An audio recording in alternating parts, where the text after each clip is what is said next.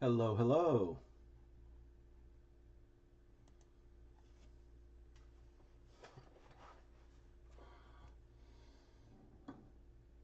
Can you hear me?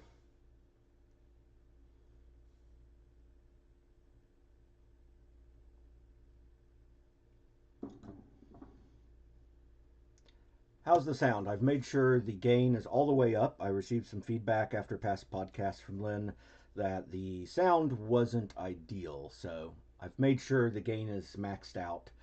Uh, I haven't even introduced myself yet. Welcome to Weekly Stream. This is Leto Armitage. I skipped last week because I had a vacation week, and I have decided to pretty much be useless this last week. I did have a sort of fleeting fantasy of bearing down and getting a lot of writing done, as most writers do, and instead I just basically summer hibernated. Um, and I think I caught up on about 9 months of lost sleep in 1 week. It was frankly wonderful.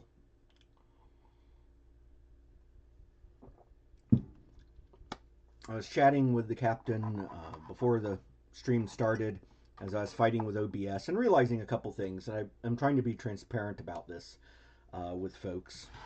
But let me go ahead and get started so you have something to see while I talk. We're returning to the Dice Tower project. I still haven't figured out the color I want for the stucco here. But today I'm going to start in on the yard. Now, for the yard, I think what I want to do is kind of a reddish clay undertone and then use the texturing here for straw. And it's going to be a challenge because the texture is so thin on it that we're going to have to use very delicate dry brushing for it. Either that or very detailed little bit of painting. But let's look at the clay first. So I'm going to find a good clay color. I should have done that before starting. But I can talk while I do this. So, one of my goals for the podcast is. Ooh, that's way too red. Unless I mix it, which is fine. I might end up mixing something. But I think I have a sort of red clayish color here already. It just occurred to me you may not hear me as well when I stand up. That's too magenta.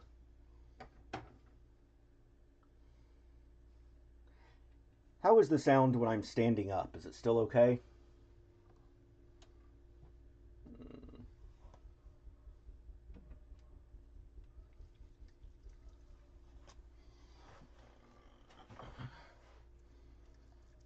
Okay. This is a really red. It is Kador red base. But I'm going to mix it with some brown, and we'll try to get to a more subtle color for the red clay earth here.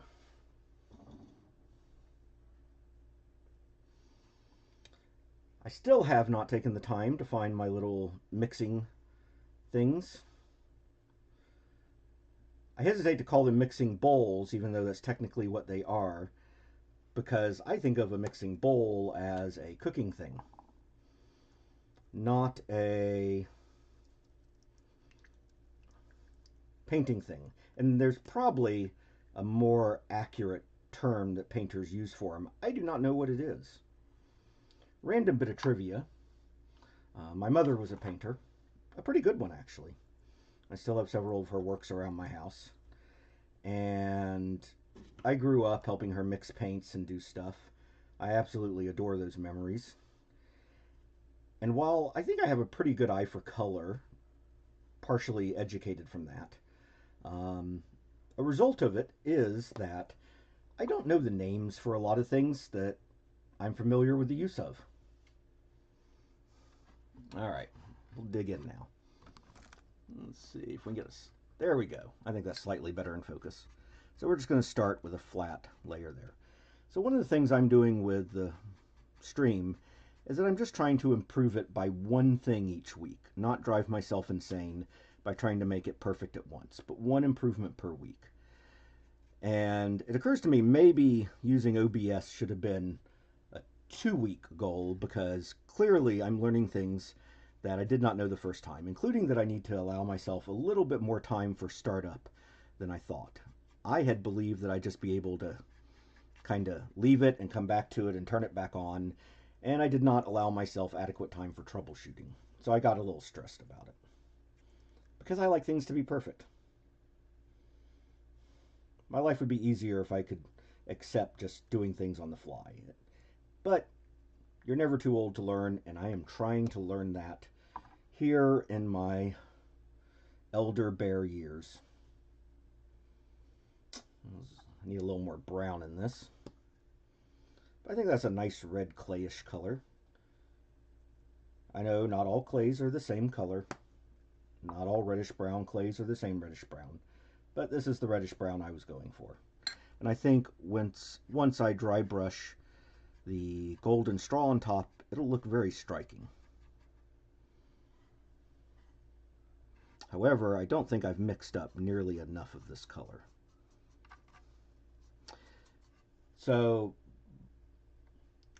yeah, it probably is a palette, although I guess I tend to think of a... I'm responding to chat, by the way. Lynn mentioned, is it called a palette? It probably is. I was thinking that too, but I tend to think of a palette as something where you mix the multiple colors. While what I'm thinking of in this case is a single little cup thing about yay big that really is only appropriate for mixing a single color. And I've got a whole bunch of them. I know some plastic ones, and I think some metal ones around here. But I'll be darned if I can find them, at least on a casual search. Sometime I'll do a live stream with the camera where we just go through like the drawers of my desk and all this stuff in here. From monofilament wire in this desk to... oh geez, I need to clean that desk out. I don't even know what that stuff is. That may actually include some old stories I wrote. And printed out years and years ago. To... God, what all's in here? Old magic cards? A lanyard of some kind?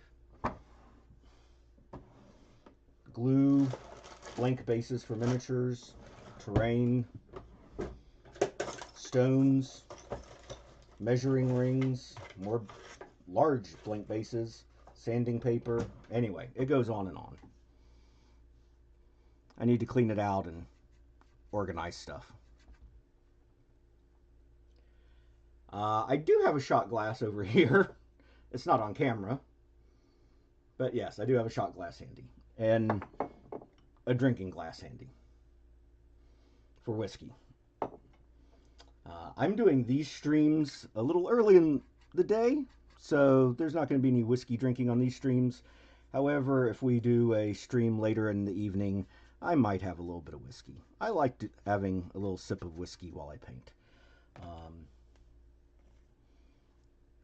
I wouldn't consider myself a big drinker, but I like sipping it. I like drinks with lots of flavor to them. I like a good whiskey with lots of notes. I like a good rum, spiced rum. And I enjoy just those little sips and letting it sit on the palate.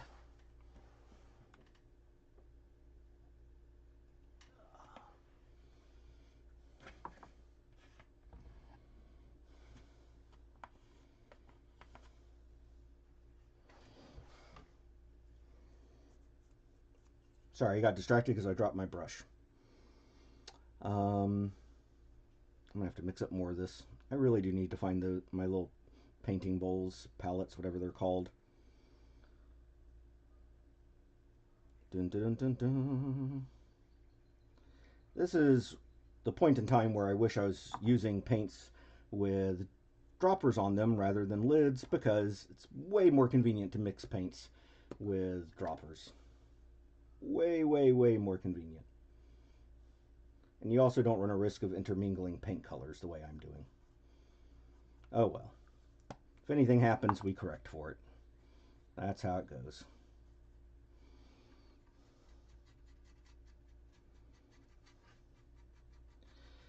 So thinking about improvements to the stream, one of the things I do want to do is improve the graphics, like for the waiting screen, create like some loading music.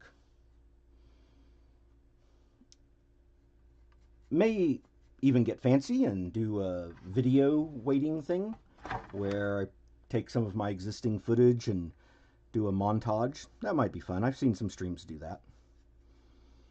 I'm not painting all the way over here because there are stones there that are lining the fence that I'm going to want to paint a different color. But I am going to go up on where I did the modeling clay because that's all fair game for getting muddy and dirty and all that. It's a dirty, dirty dice tower.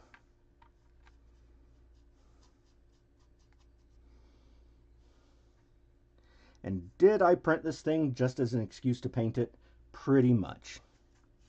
I don't actually get out to games a whole lot anymore.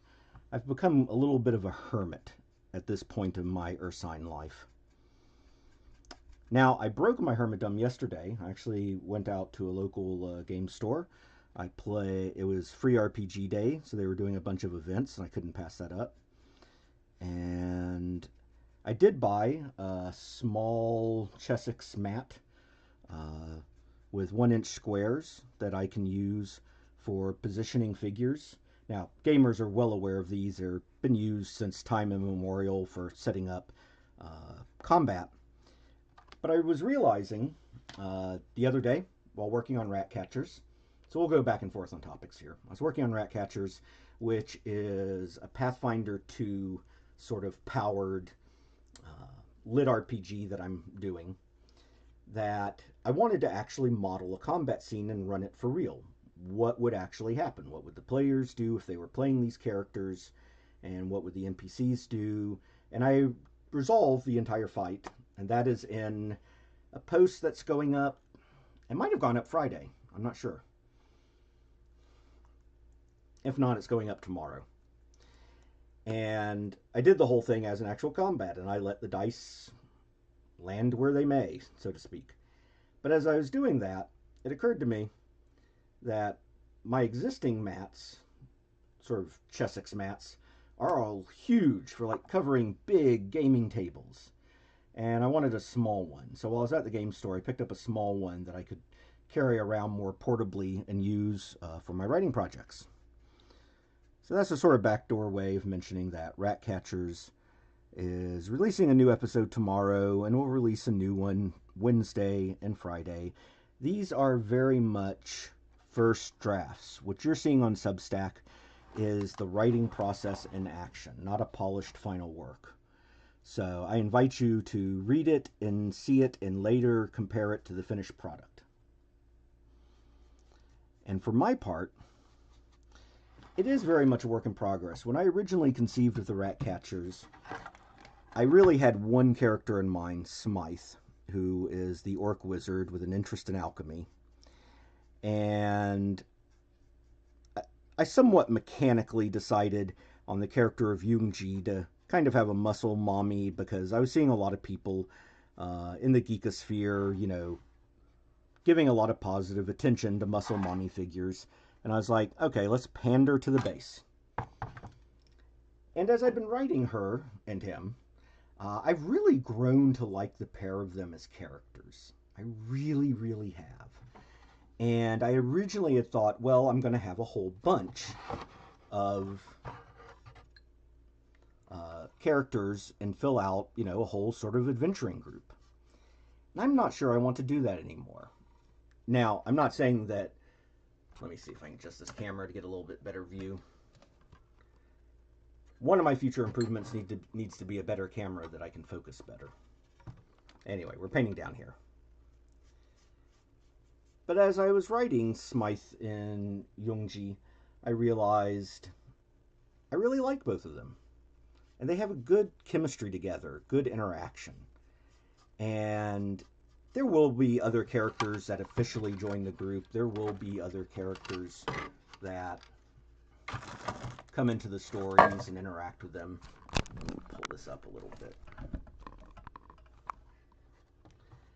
But I think the main core of Rat Catchers is going to stay the two of them. And that brought me to a decision that I had to make, which was their characters were really built to be two members of a larger group. There's a lot of skill bases they didn't cover. So if you go on Substack right now, you can see the stats I created for them as second level characters. And they will soon be replaced with new versions of their character sheets, using an optional rule in the Pathfinder Game Master's Guide for dual class characters that are more capable, and recommended for small groups where the roles aren't otherwise filled. And that has led to a new story decision for Yoonji, a new part of her background, which we'll be exploring in an upcoming story after the missing library.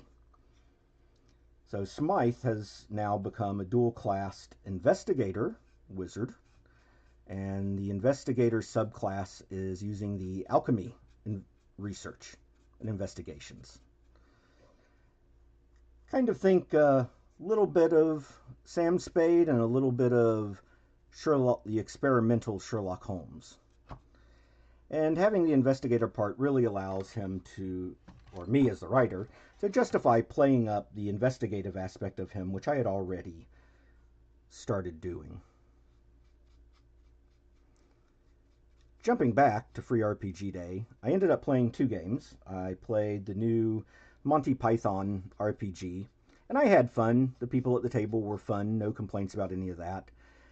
But I felt like the system had to try really hard to justify creating a whole new system, including using a bunch of funky dice that you don't even usually find in RPGs, such as D14, D16, D18, and the D30. So the system was fun, sure, but I felt like it detracted from the play experience rather than add to it. I feel like doing a Monty Python game and, say, something like Fate would be more effective, where you can really emphasize the improv aspect without a bunch of cumbersome mechanics. Now, the second game I played was Call of Cthulhu, and oh, I am a Call of Cthulhu fanboy. I know there's a bunch of people in the nerdosphere who deride it as old and antiquated. Well, it has survived this long because it is that good. And people are like, oh, I much prefer the granularity of dice pools to, a simple percentile single roll. Whoops. That was my little trash receptacle just falling. Give me a moment. All right, we're back. And the truth is, you can take, say, storyteller-based dice pools where you have 7d10, your difficulty is a 7, and, then just take the probability of how many 7s you'll get, one all the way up through 7, from those 7 dice, and represent them as a percentile. The truth is, all the fun mechanics, and don't get me wrong, I like dice pool systems. I'm actually a big fan of them because I like rolling dice. But the truth is, the math really is not fundamentally different. Math is math. I know, math is probably not the most profound statement that you'll hear today, but it's nonetheless true. People get caught up on things too much, and in some games, you just want to get the mechanics out of the way. In some games, the mechanics are part of the fun. In Call of Cthulhu, it's all about the mystery and the horror, and the percentile mechanics allow you to have a very simple game. Oftentimes, a whole session will go by with players needing nothing more than a set of percentile dice and rolling them, and that's great. It allows them to focus entirely on the story. And as a more story than combat gamer, I mean, I do like combat, but I think it should be a part of the story. My dice tower is so big it's hitting the camera mount. I like story to be paramount.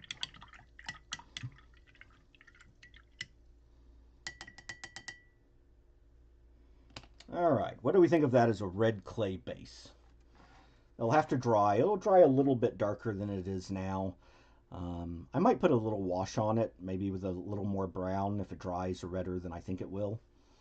Oh, I got some paint over here on the... So that'll require some touch up, but at this stage, I assume everything requires touch up. We're still doing base colors. I'm kind of afraid to touch this more because there's so much red on it in so many places. I think it's going to get all over my hands working on it. So I think I'm actually going to put this to the side right now and work on a couple of other little things, while we just continue to chat about stuff. So I've had some miniatures kind of suffer a few issues that need some repair. I'm going to start with this guy. I hope to paint him in the near future. And I am looking for his missing arm. Hold on while I stand up.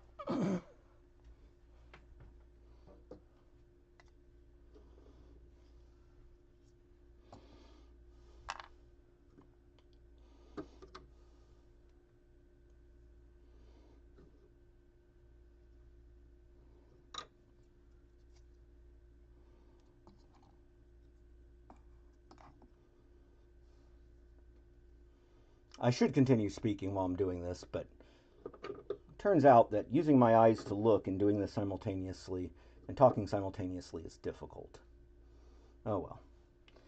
And I'm not seeing the arm, so this fellow's named Loki. He will have to wait for another time. The werewolf Loki. Quick tea break. We need tea.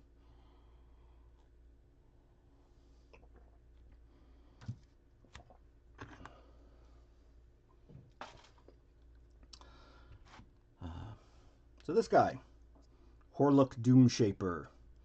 I've ended up with a bunch of him. I actually have a finished one of him somewhere, as well as these two, for reasons that are a tad bit silly. I'm looking to see if I can find the completed one real quick.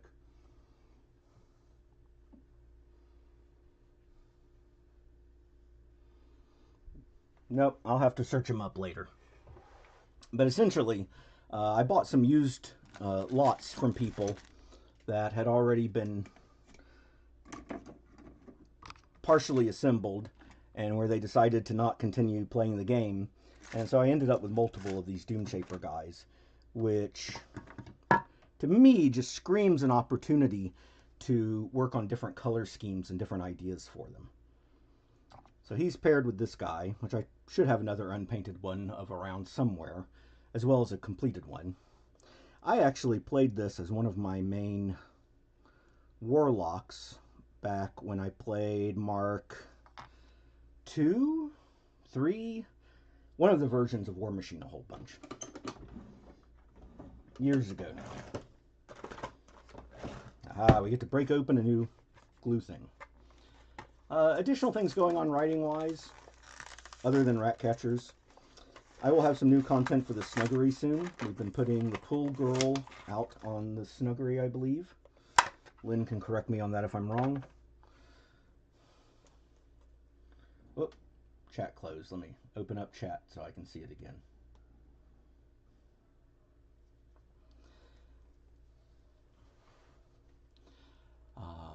Additionally, we have a long short story or short novella, whatever you want to consider it, called First Date that we've not released yet.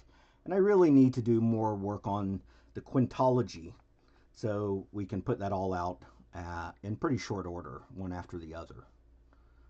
I'm going to reattach the staff while I talk. That will be 3 sort of novellas entitled First Date, Second Chances, and Third Winter, with 2 shorter stories in between entitled Rights and Children of the Thunder. And it is essentially a modern retelling of Ragnarok in which Loki has gotten a little too clever for his own good. I know, shocking. Shocking! Shocking, I say. I'm just going to hold this so that the glue settles, so this will take a minute. A Man with a Maiden. For those who are not familiar with the Edwardian era A Man with a Maid, it was published in the very early 20th century. It is not a nice tale. The protagonist is tired of the woman Alice and decides to take matters into his own hand to have his form of recompense from her. The language is pretty dated now, even though it was written in presumably written in the early 20th century. The language feels much earlier than that. Definitely more mid-Victorian. And it's nonetheless a story I really like. And it's a bit darker, but so I'm rewriting it for modern times with contemporary language. And once I'm further along with that rewrite, we will start putting that out as well. And I am looking at doing audio recordings to accompany that. Speaking of audio recordings, I've had a long gestating project that I call Pillow Tales, which I currently have 2 stories in progress for: a rewrite of the Japanese folktale Momotaro, and my own rewrite that I told to my kids when they were young of Little Red Riding Hood, entitled Red of Pelt and Claw. I think I can set this guy down now without his staff falling. That's not a metaphor. Or is it? Red of Pelt and Claw is a fairly dark version of Little Red Riding Hood with necromancers and stuff, because my kids like to ask questions, and I always tried to answer them, even if it involved creating a lot of new story to go with it. And beyond that, we have in the queue a story called Hunted, which is a slightly darker romance. Is it even romance? I'm not sure there's any romance in Hunted. There's the building of a relationship, but calling it romantic might be an error. Sorry, I'm looking around for other things to start on and work on while I'm talking. And my eye is being drawn to these guys, these cephalids, these Mind Flayer-esque. I say esque because Mind Flayer is a trademark of Wizards of the Coast, and Lord knows I do not need to be sued. But they have a vaguely Mind Flayer-esque appearance. I'll start on this guy. I'm going to look for a purple first. I think those tentacles deserve a nice purple tone.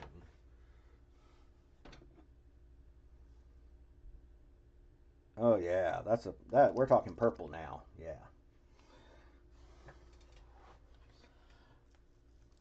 Hunted is a darker story. It's not super dark. I mean, if you go out there and you search for dark BDSM erotica, you're going to find stuff much, much darker than Hunted. So I don't want to oversell it, but it is certainly darker than the stuff I usually write. I usually tend towards more very sweet romance, but not always. And for that matter, A Man with a Maiden is not particularly sweet either. So, let me find a brush with a better point on it for this. And this will work. And I'm halfway through a story called A Wild Bunny Girl. It started as an Easter piece, and it's, as I initially wrote it, it's pretty short. And then I was like, this deserves a full story. But there wasn't enough essence there for a full story. So then I started thinking, well, a wild bunny girl appears. It's Easter. Oh, then I thought of Hexennacht. Sorry, my German is awful. I believe it's called in some other places Walpurgisnacht. Walpurgis, which I'm also probably mispronouncing. This is the danger of knowing lots of things from reading, is that you don't always know their pronunciation. Was a saint who was credited with destroying witches and freeing people from magic, and they probably were just burning innocent people. But it has been celebrated by communities for that, but I really like the German term for Witches' Night. And I thought, what if a modern group of witches, kind of like the Satanic Temple, but not necessarily Satanic Temple, wanted to do their own holiday, upending the idea of persecuting witches and celebrating it instead as a more positive, non Christian event. And that took my mind down a different road that I'm pretty happy with, that will lead to a exhibitionist themed second half of the story. I am now looking for something else. Give me just a moment.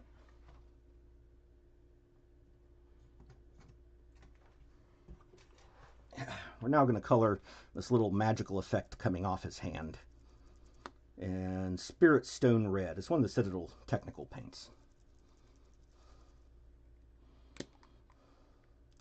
Indeed, Wild Bunny Girl is generally more of a voyeuristic exhibitionist story than anything else. Again, a little bit of a challenge to myself.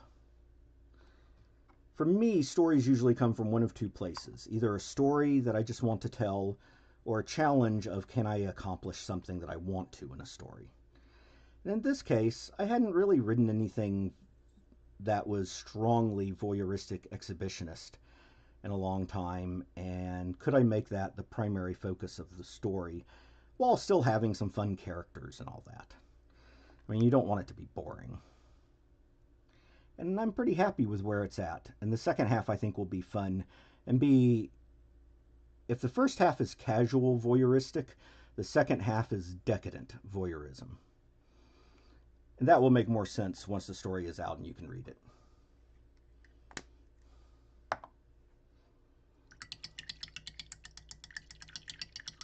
What else should I do with this guy?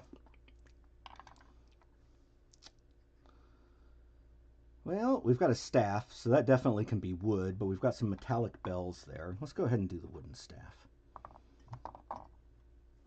This is a decent brown. We'll go work with that. I'm thinking the robe trim, like the extras on the robe, should be very decadent, like golden.